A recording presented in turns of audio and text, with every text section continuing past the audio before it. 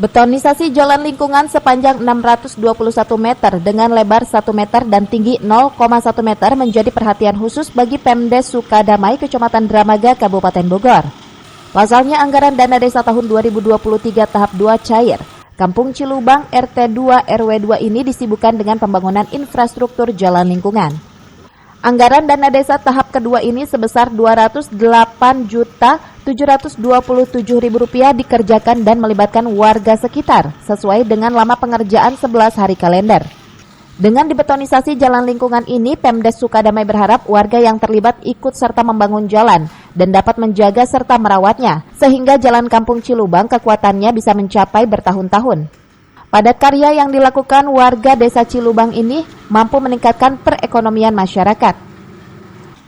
Dari Dramaga, Kabupaten Bogor, Iman Abdurrahman melaporkan.